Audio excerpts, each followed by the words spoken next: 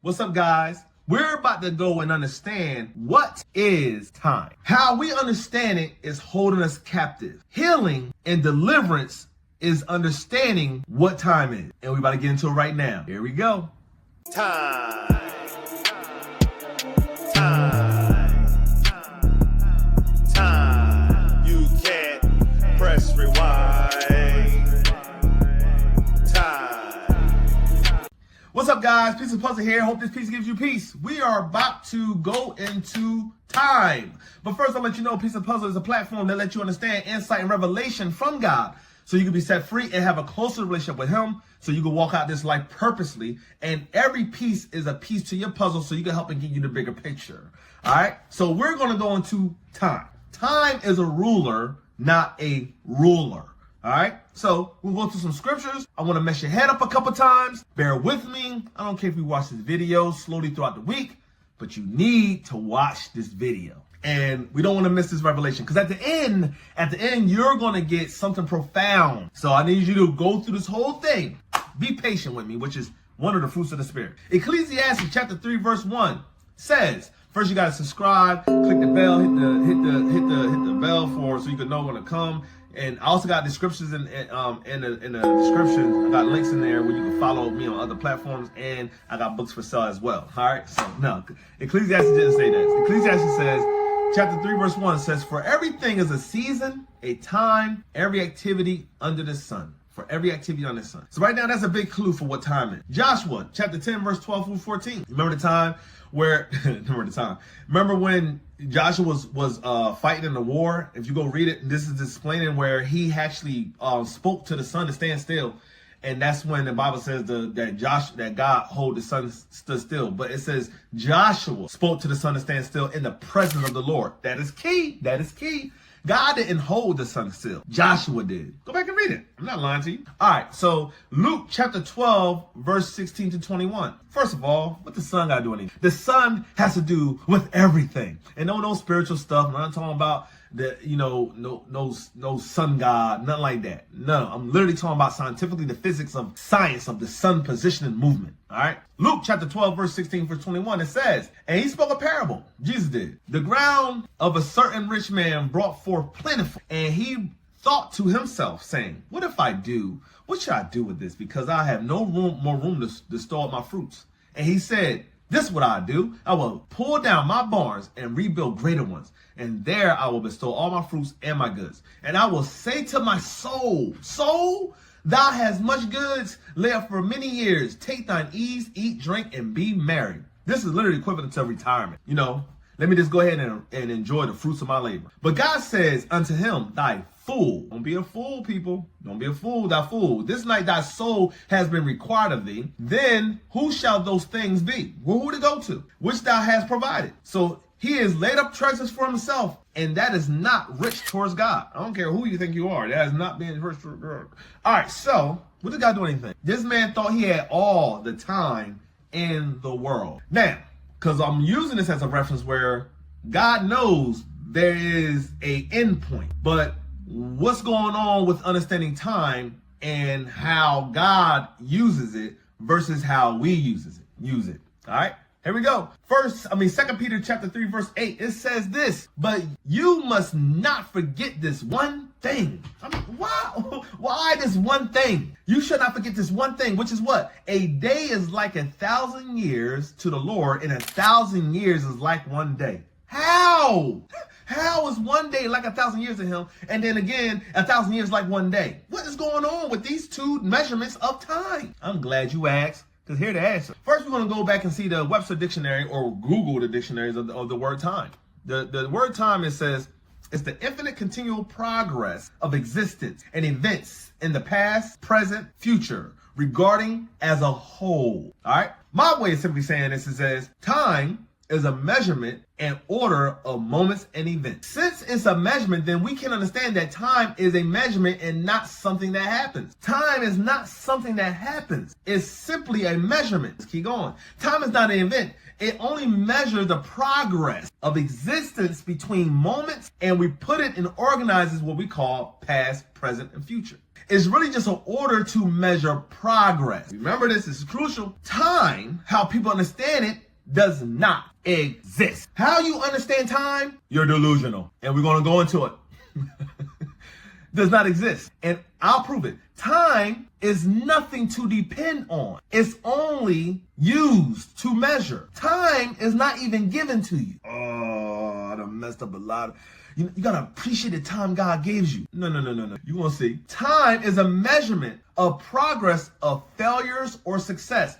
You can't measure something unless there's something to measure the progress of it. I know. What are you talking about? Pipe down. Just keep listening. Let's go back to the digital clock. Here goes an example. Wherever I put it. The digital clock is nothing but a digital expression of the face clock. Remember the face clock, right? Somewhere I'm gonna put the example. The face clock is simply what? The hour, minute, and second hand of time. An hour is what? 60 minutes. A minute is what? 60 seconds. All right, cool. So where did that clock come from? The clock came from what we used to call, or what we call, the sundial. The sundial, I'll put an example, was a flat surface with a gnome. I'm gonna put the word what it is up top. That when the sun moved, the shadow that was cast on the sundial could let people know what part of the day it's on. All right.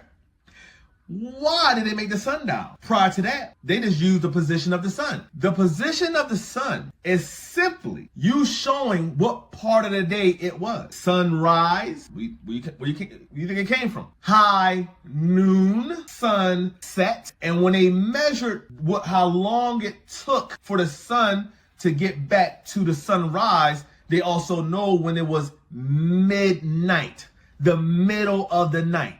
All these things was made prior to, that's why we say, hey, good afternoon. It was the time after the noon. All right. There was many cultures that used the word noon, and it meant just simply the hour. Now, something interesting I want to tell you.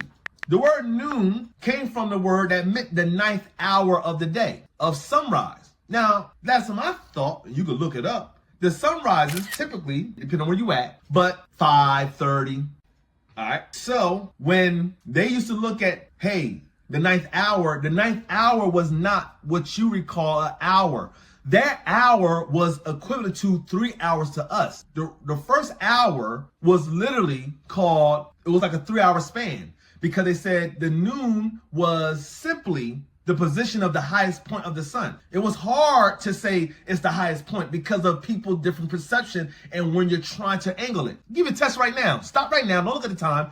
Go outside. Look up and try to guess what time it is. Come back inside and see how wrong you are. All right?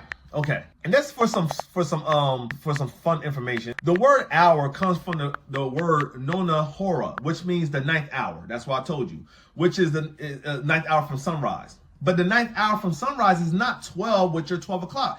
It's the position of between 12 and 3. Now, measuring 12 and 3, but to them, there was no, at the time when they said the ninth hour, there was no sundial. There was no sundial yet. There was only a span of time. So an hour back then, if I want to meet with you and I say, hey man, meet me at the ninth hour. Meet me at the highest part of the sun. Meet me at noon. You could be meeting somebody and have to wait there maybe an hour or 2 hours before they showed up, because everybody tried their best to say this is the highest part, or meet me here. So what if you're coming from a place where your highest part is really the highest part they want to meet you at? To you, that was coming from somewhere that you had to walk to. So it really threw a lot of people off. So we had to come together to make something of technology to help us get precisely to the time of day, which was using the sun movement. The sun movement is what produced shadows, which made them make the sundial. They then put numbers on the sundial so they could be more precise of the time of day. And then that turned to a clock because the sundial didn't work at night. They also needed to measure the time of day because now things was done at nighttime too. Hey, I want to meet you at, this part of the night. Well, how can I measure? Then there's nothing to use. There's no sun. There's no shadow. How can I see what part is 1 o'clock in the morning? So they had to make a clock, the face clock. They had to make something that actually counted the time it spent, the mechanical sundial, basically. And then after that, it birthed the digital clock. All right. But all in all, time is the usage of the position of the sun. That's it, to give order, and so we can have progress of recording situation, places, and things and moments. Stay with me. As a matter of fact, there was other cultures where it was called something else. The Middle English called it and the time of day could have been a season. When they say hour or they say it could have been, hey, I'll see you next hour. That could have been a whole winter and everything. Some cultures use the word hour and they said something else, whatever, but it referred to a whole month. Hey, I see you next hour. That was a whole month. So, if we have all these cultures coming together, we got to deal with each other, and everybody got a different understanding of what time is different. We all needed something to synchronize. Synchronize your watch, man, so we can have order. All right. Okay. Here we go. So time, we see, is simply the measure of moments using the sun as a reference. The sun is just a reference so we can have order. Measurement of time is so we have organization.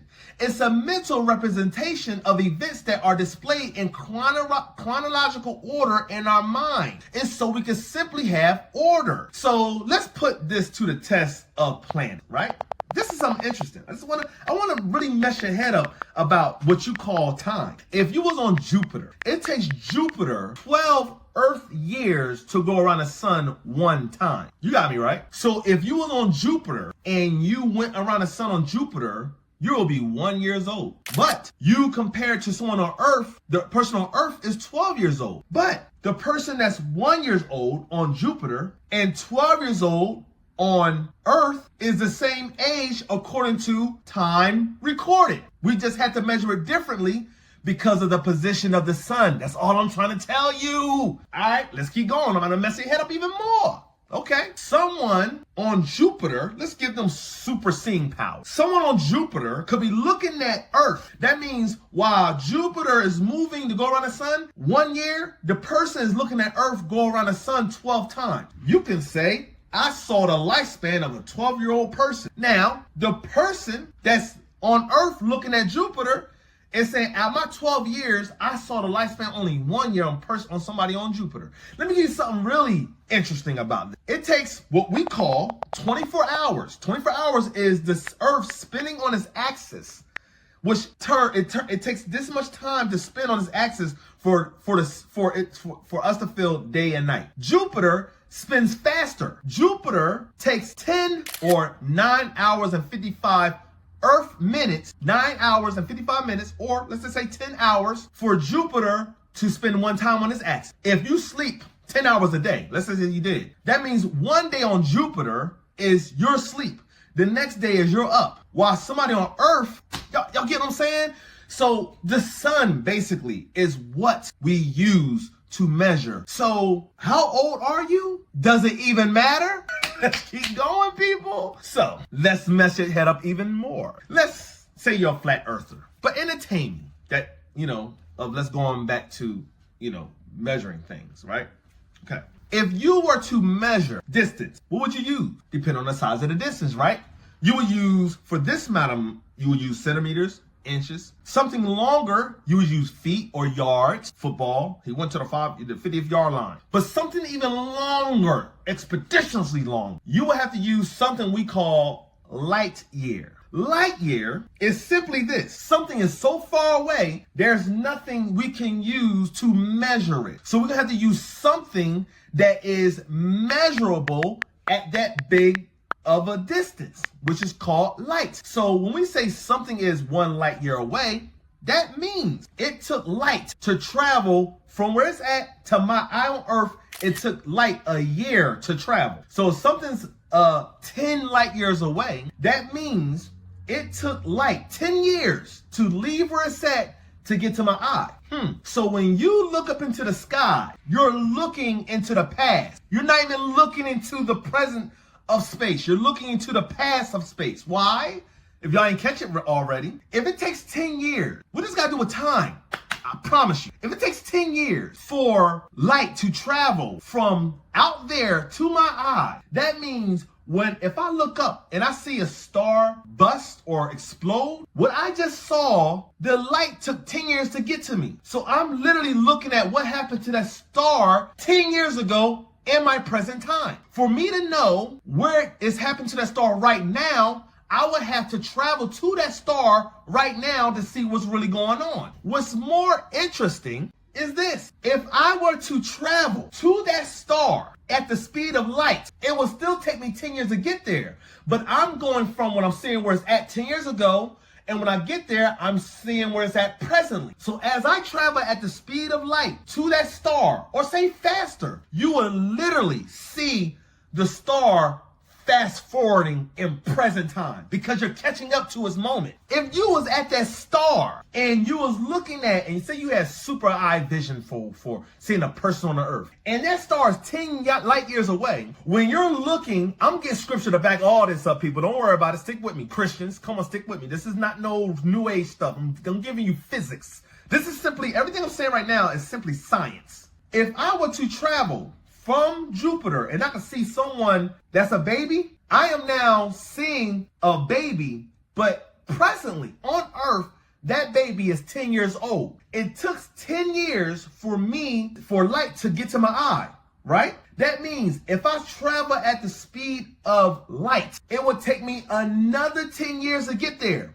Meaning, if I'm looking at a baby, that's a baby, and Earth is 10 light years away, that means that baby is really a 10-year-old child. But as I travel at the speed of light to the planet, it takes me another 10 years. I will literally see that baby fast forward growing up into a 20-year-old. Oh my God. Meaning, I'm saying, do not get tricked at the illusion of something moving, thinking that's time. Far as I am now older, you can see me. How old am I? I'm gonna let you guess that. I'm not gonna guess it for you, because I'm gonna use another example to let you know that time is a delusion, but it's a delusion of our understanding, but it is a measuring stick of how it's properly be used. How old do I look? All right, we'll get to that answer later. So if you will look at me and I was a baby, and now look at me now, you will think, oh man, he used to be a child, now he's a man. You would now have to put, if I was born that time, this and third, whatever,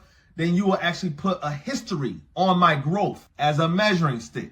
What do I look like at this age? What I look like at that age? All right. At this point, I'm going to stop right there. So look out for part 2 on understanding time. That's going to set you free and bring healing. All right. This has been Piece of the Puzzle, and I hope this piece give you peace.